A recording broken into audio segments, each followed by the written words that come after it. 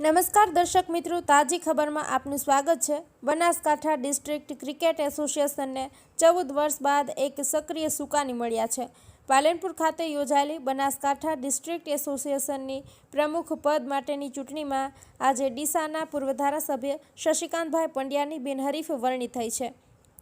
ઘણા સમયથી આ ચૂંટણી સ્થગિત કરવામાં આવી હતી અને ત્યારબાદ આજે આ ચૂંટણી યોજાતા ડીસાના પૂર્વ ધારાસભ્ય શશિકાંતભાઈ પંડ્યાએ પ્રમુખ પદ માટે ઉમેદવારી નોંધાવી હતી। શશિકાંતભાઈ પંડ્યાએ પ્રમુખ પદે ઉમેદવારી નોંધાવ્યા બાદ સામેના તરફથી કોઈ જ ઉમેદવારી નોંધાઈ ન હતી, જેને પરિણામે તમામ ઉમેદવારોએ સર્વાનુમતે શશિકાંતભાઈ પંડ્યાની પ્રમુખ તરીકે વરણી કરી છે।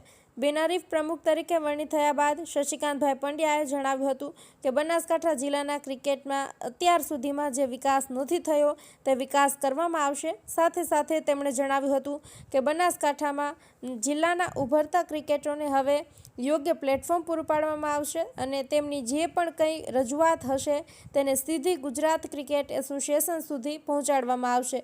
શશિકાંતભાઈ પંડ્યા બનાસકાંઠા ડિસ્ટ્રિક્ટ ક્રિકેટ એસોસિએશનના પ્રમુખ બનતા બનાસકાંઠા જિલ્લાના ક્રિકેટરોમાં પણ ખુશીની લાગણી પ્રસરી ગઈ છે અને લોકો પણ બનાસકાંઠા જિલ્લાના ક્રિકેટનો વિકાસ થશે તેવો આશાવાદ સેવી રહ્યા છે।